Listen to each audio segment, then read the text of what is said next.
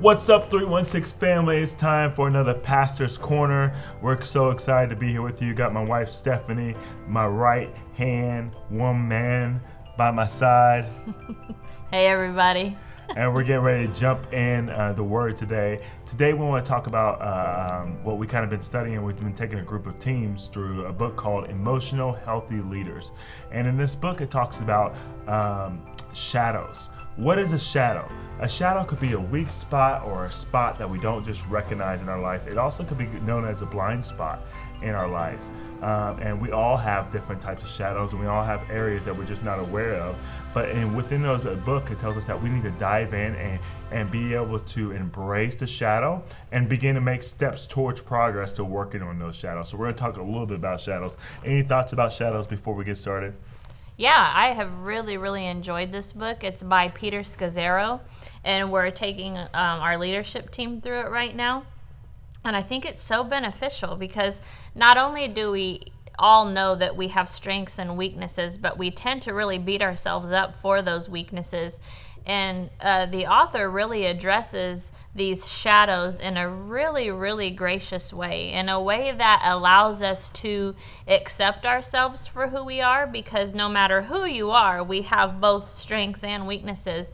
And he invites us into a journey of just slow but steady progression in the area. And so I think it takes some of the stigma out of having a shadow. I think it takes a little bit of the energy out of failure that we tend to really focus on. And it's definitely helped me become more aware and hone in exactly what mine are. So we're going to talk about both a little bit. We're going to get a little transparent, or if you will, at 316, we'd love to say we're going to get a little real. And we're going to talk about both of our, one of our shadows for both of us. And then we're going to read two scriptures. I'm going to read a scripture, 1 Thessalonians 2:12. That will have to do with my shadow. And then Stephanie's going to read. I'll read Galatians 5:22. And that will have to do with her shadow. But let me start with, let's start with me first, and then we can focus on my shadow. Maybe you can even chime in about my shadow. I know you have a lot to say when it comes to my area of shadow. Here it is, 1 Thessalonians 2:12. Here's what it says. Or let's start at verse 11. For you know that we dealt with each of you as a father deals with his own children. And here's where my shadow gets ready to come in. Verse 12, encouraging, confronting, and urging you to live a life worthy of the gospel, who calls you into the kingdom of his glory. And so in that verse, it has three things, and these were the three things that I really wanted to work on in 2021. And those three things were, I wanted to be more encouraging, I wanted to be confronting, and I wanted to be urging people of a time of urgency to live a life worthy of God. And really where I wanted to start that at was my home life.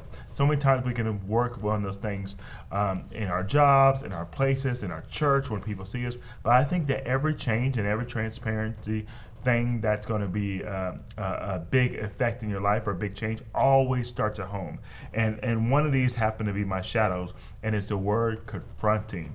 I gotta tell you, I am not the most natural confrontational person, as most of you know. Like if there's a confrontation, I always call a confrontation like a fire, and I'm like, ooh, the fire needs to be put out. It'll get put out by itself.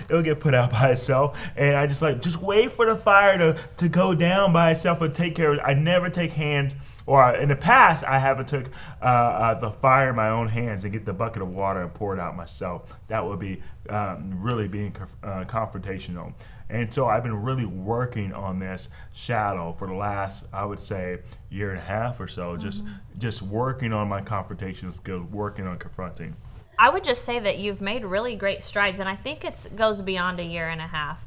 You know, planting a church obviously gives you a lot of different opportunities where in order for us to grow and continue to move forward and even be an effective team, there's just so many areas that you have to constantly confront. And when it's a new situation for anyone, there's a tendency to feel a little bit uneasy there, or just, basically having that muscle that hasn't been exercised a whole lot.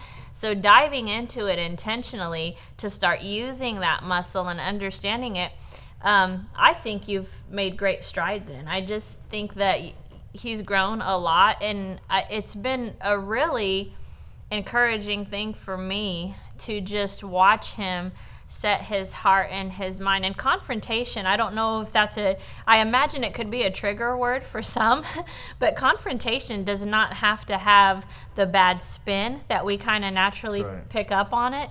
Confrontation is actually a kingdom thing. Jesus is very much in it. I think about the life that he lived, and think about the life that he lived here, in his 30 years, and he so much of his life was confrontational. There was so much confrontation in his life, and he never backed down. He wasn't afraid of confrontation. He dealt with it in such a beautiful way that I've started taking notes from. And so I've seen that it's like when confrontation is needed, it's not ever about demeaning somebody else. It's that, God is really contending for our greatness when those situations occur, because he wants the very best of us to come out. And I think that's what it's about. Yeah, and I think that word urging and confrontation go hand in hand, and for me, because in the past I would just like wait. And I've been really working on to the point of when there's something that needs to be addressed, addressing it quickly and confronting it before it grows up into something bigger. And I knew that'd be one of the things that I had to really work on. I would wait so long that things would grow bigger and bigger. It's like sometimes when you can be feeling sick, and instead of going to the doctor right away when it's small, you wait. And by the time you get to the doctor, now you have to deal with this huge, large situation. There's just all types of different situations that confronting is such a beneficial to my life. And I know for a past, me and Stephanie go hand in hand about confrontation. But enough about me. Let's transition to you, one of your shadows. So Galatians 5:22 is the fruit of the Spirit. It's love, joy, peace, patience, kindness, goodness, faithfulness, and self-control.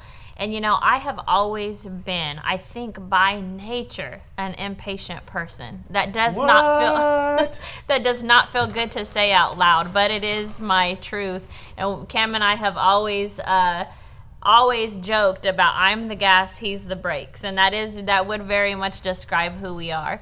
So when you have this go, solution, okay, do this, do that, fix this,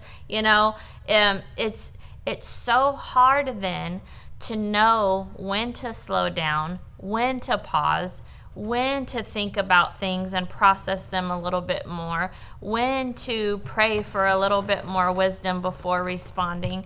And Cameron's presence in my life has actually helped me with that a ton.